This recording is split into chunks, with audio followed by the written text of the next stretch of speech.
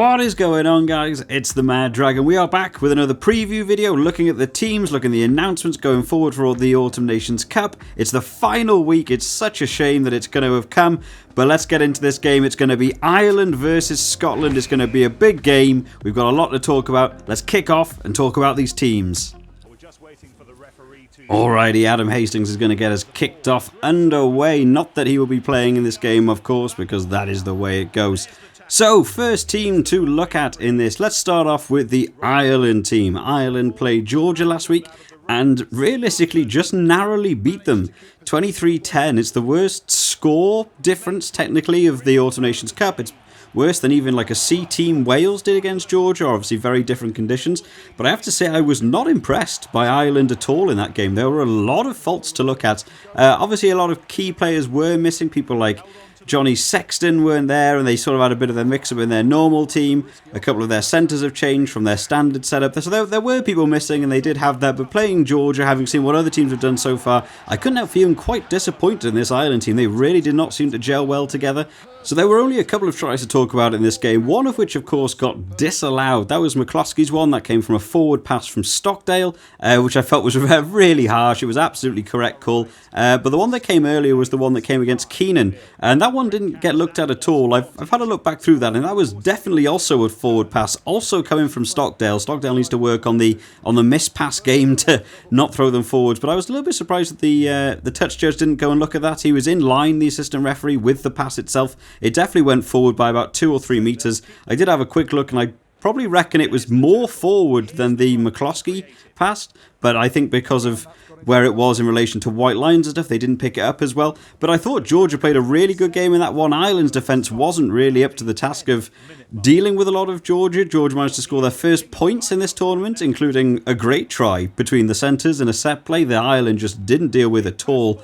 I think there were a lot of issues in that Ireland team, and I think that's why we've had such a switch up for this game from what happened last game. So let's check the team on screen for you guys. Ireland have gone back to their big boy pack. They know that Scotland are going to be a much tougher opponent than Georgia. They've gone back to Healy, Herring and Porter at the front row. That's a solid front row. They're going to be able to do pretty well in scrums. Henderson, Ryan, another great 4-5 matchup. And then at the back row, they switched up again for another week in a row. But of course, this time bringing in the big lads. They've got CJ Stander, Peter O'Mahony and Doris finishing off at number 8. So there's been a lot of switches up in this forward 8 pack. They obviously know Scotland are going to be a much tougher opponent. Scotland have actually been forming pretty solidly throughout the Six Nations and also this Autumn Nations Cup. They didn't do brilliantly against France in their last game, which was a little bit of a surprise for people, but France managing to come in lucky with bringing in their solid team for that game, so Scotland were in a bit of trouble for that one. But Scotland are looking pretty tough, and I think Ireland know that. They've shown a bit of respect here by putting on a big pack. I think the scrums are going to work pretty well for Ireland. They're going to want to get back into that driving maul tactic. They've also had some replacements coming in the backs, which they'll be very happy with. Conor Murray taking back, of course, that number 9 position, with Sexton coming back in from his injury at 10, retaking that captaincy.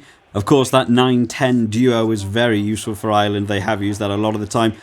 Going on to the wings, you've got Keith Earls on that left wing. I actually thought he got injured in the last game. I was surprised to see him back so soon, but I think James Lowe is actually still injured, so luckily for them, they have managed to get Keith Earls in, and Keenan will retain that right wing. He actually is playing well on the right wing. He just needs to get a bit more time on the ball. Ireland against Georgia seem to really not want to spread the ball wide at all, and it was really surprising knowing they have people like Stockdale and Keenan and McCloskey in the back, Keith Earls on the left wing. I mean, I was so surprised that they weren't using the backs more. They tried to play this forward game against Georgia. They obviously wanted to test their team a bit against a team of forwards, and I don't think it worked brilliantly for them. I definitely think they could have got a better score if they'd spread it wide a bit more. Going into the centres, Robbie Henshaw gets to come back in. It's nice to see him back. He is a solid centre. He's had a real good Autumn Nations for Ireland. Glad to see him back at number 12, which means that Bundyaki is going to be at 13. But Bundyaki will be taking that 13 shirt. Bit of a switch up. Normally plays the 12 position. I actually thought Robbie Henshaw might have gone at 13. He would have had Bundyaki at his normal position, but that's not what they've gone for. And finally, Stockdale to fill in that 15 shirt. So again, switching up their wingers. They're trying to set it more now in a standard play for Ireland. Stockdale's going to take that that fullback position a little bit more often than not now. I don't think we'll ever really see him moving back to the wings unless there is a drove of injuries coming through this team. I don't think Stockdale will be getting that wing back anytime soon, although he is still a very quick player and he is showing what he can do with the ball in hand. He just needs to work on some of the finer details a little bit. On to the subs. Keller and O'Sullivan. O'Sullivan getting to make his debut, so that'll be nice for him. John Ryan, Quinn Rue is going to come back in. Again, I feel a bit of a shame that Quinn Rue isn't getting more starting games against bigger teams. I would have liked to have seen him start this game and maybe bring Ian Henderson on a little bit later, but it's a shame that he's going to be starting from the bench. Van der Fleer, solid player all round. That's a nice replacement you want on. I imagine might come on for Peter O'Mahony. I don't know if Peter O'Mahony's still got an 80-minute game in him, but he has been doing very well through this Autumn Nations Cup. And then Gibson Park at 21, who will come on for Murray. Probably later in the game, I imagine Murray will stay on for a solid 60-70 minutes and Gibson Park will come on just to finish it off. And Ross Byrne will be coming in at number 22. Obviously, Billy Burns has got injured in that last game, which was a shame for him. It was nice to see him start. He did play about 45 minutes. He didn't play a lot of that second half before going off injured. Ross Byrne was pretty useful coming off from the bench. He's a standard kicker and realistically could probably take that 10 position. Again, I think they need to decide now what they want to take away from this tournament. Ireland seem to have gone for such a heavy team that's just their standard team. I'm a little bit surprised they haven't tried a few more of the lower cap players just to try and make the most of this tournament and get some people some game time. I don't really know what great deal of confidence it does for Ross Byrne bringing him on at 70 minutes, getting to play 10 minutes of an international team. I don't think he'll learn that way. I honestly probably would have put Ross Byrne on at the start here and maybe brought Johnny Sexton even on at half time just to regain some leadership. But they've decided not to, of course. They're going to want to have Sexton there. And then to finish it all off, they've of course got Chris Farrell that's going to be coming in there. A solid player all round.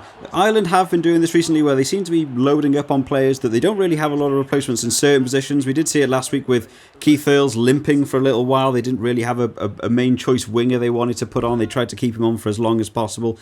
Ireland seem to be trying to pick certain positions to work with and hoping people don't get injured and people aren't having a bad game. I think there's a certain couple of games where Stockdale hasn't played particularly well and they probably should have taken him off a bit sooner than they did. Hopefully Stockdale have a better game. I think Stockdale would have had a couple of games had they've had more choice fullbacks or wingers on the bench that they probably would have removed him from the team sooner. But all round, it's a pretty solid Ireland team. They haven't really shaken this up at all from their standard team they were put into a Six Nations or a World Cup. I don't really know what they're going to learn a great deal from this final game. They pretty much just want to beat Scotland for this one, it seems, just to get that third place in the tournament. Hopefully they will do. Talking of which, let's have a look at their opponent, Scotland. Let's see what Scotland bring to the game. So the Scotland team has only just been announced today, so this is pretty much going to be the first look I've had at them just as soon as I'm actually reading them out loud. So let's quickly chuck them on screen for you guys. It's Rory Sutherland, Fraser Brown and Xander Fagerson. So there's Big Three meets Big Three in the Ireland team. There's going to be a big scrumming game. Scotland across the board, actually, as I'm looking at them now, seem to have put on a very similar team to what Ireland have done in terms of just putting on their big boys, hoping to try and come away with a win. Scott Cummings and Johnny Gray on at 4 and 5. Again, it's a partnership they love. That has been a little switch up in the 6, 7 and 8. Blade Thompson coming in at 6. Jamie Ritchie's going to head up at 7. So they've swapped them around because, of course, there is no Hamish Watson this week. And Matt Fagerson's going to finish off that number 8 position. He is a big man. They love him at number 8. So when I've noticed here, they've added in 2 vice-captains for this game, which is going to be a real interesting one, having Fraser Brown at number 2 and Jamie Ritchie at number 7. They'll be looking to do pretty well after their game they had against France, which I don't think by any means was the best performance from Scotland we've seen in a long time. It didn't help they were coming up against such a monstrous French team. The only sort of weak link in that team probably would have been Jalibert, and there was no real way to target him. They gave the kicking away to the fullback. They didn't really utilise Jalibert as the main attacker there, so there wasn't a lot Scotland could do. It was just the big team, and it was a team that probably should have won the Six Nations had they have played Scotland better back in February time. So they were up against it a little bit, and I do feel sorry for them. But a lot like the Ireland team, there's a lot of people in this team that I don't really understand some of the choices. They haven't given a lot of new players a look in here. I'm a little bit surprised about why they've done this, but one of the big changes is going to be at the back that we'll get onto in a second. So let's have a look at the backs. Ali Price at number 9 is their standard number 9 now. I think we've all forgotten the days of Greg Laidlaw. Ali Price is just the number 9 we all know and expect now from the Scottish team. However, at number 10, Jaco van der Walt, who is a player that we have not seen a lot of. I think having the title of maybe 4th choice fly half is not the one you realistically want in international rugby, but it's going to be so nice to see him on the pitch. I don't actually know if Duncan Weir got injured or why Duncan Weir isn't playing. I actually thought he was having a relatively good tournament, considering he hasn't had a lot of international time, but it was nice to see a switch up.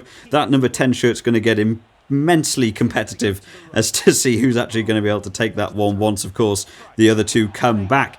Moving on to the back line, Duhan van der Merwe, who we're all looking forward to seeing. He had 2 very good games so far in this tournament. It's a shame we didn't get to play last week. I think he would have relished the opportunity to go up against Fiji, but of course they didn't manage to have that game. Duncan Taylor comes in at 12, which will be fun to have a little switch up there, and Chris Harris, of course, we've taken that number 13 position, which is their standard 13 now. It's going to be a bit of a shame to not see Sam Johnson, but of course they're going to want to mix it up a little bit. Duncan Taylor coming in at 12 will be nice. And 14, Darcy Graham.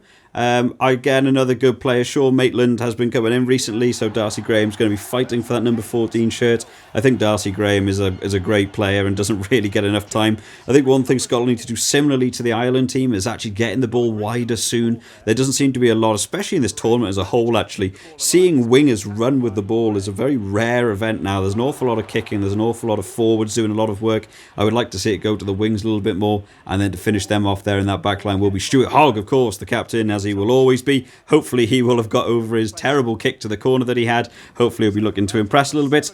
Quickly looking at the replacements, Stuart McAnally, Ollie Kebble, who doesn't get to start, considering he's an absolutely gigantic man. I would have had him on straight away. WP Nell, again, great replacement 3 to have coming on. Sam Skinner, Blair Cowan, who's not a player you actually get to see a lot of, so it'd be nice to see Blair Cowan getting a bit of time. Sam Hidalgo-Klein, who's actually played okay so far. It would be nice to see him get some game time. Hugh Jones is going to be coming back in as a replacement centre. I haven't seen Hugh Jones for such a while. A really good player, and will be fighting for that shirt. I believe he can play 12 or 13. I think he might come on at some point for Chris Harris. I think it'd be nice to see him in the 13 channel, just off the side of the first receiver to actually run a little bit. He's a very quick player. He's got a very good step. I'd like to see him play a little bit. And of course, Sean Maitland, who I have no doubt will probably come on at 14 around that 60-minute mark, as Sean Maitland has got some great speed, which you don't get to see in Rugby 20. They disagreed with that for the stats of the players, which was a bit of a shame. But overall, a solid Scotland team. Both teams are coming out with this one with big-name teams, and I actually think either team could win this. I think this is going to be a much harder prediction game. I think this one's going to come down to kicking, and I think with Sexton coming back, I think I'm going to give the edge to Ireland, but it's not going to be a lot. I think my prediction for this game is going to be Ireland to win by 10, I think is the way it's going to go. I think it's going to come down purely to who's got the better kicking angle, and I think with having a new fly half coming in versus Sexton, I think they're going to take all the penalties they can get. I think Ireland will just about get it, but there's every opportunity for Scotland to take something away from this game. Who do you think's going to win, guys? Let me know down in the comments. I love reading the comments, seeing people's input on it and who they think's going to be able to take this one. Will it be an Ireland win? Will Scotland be able to steal this and be able to take third in the tournament, which will be a great tournament for them on the whole? I hope you've all enjoyed today, guys. I will see you next time. Bye-bye. And the match is over. Victory for Scotland.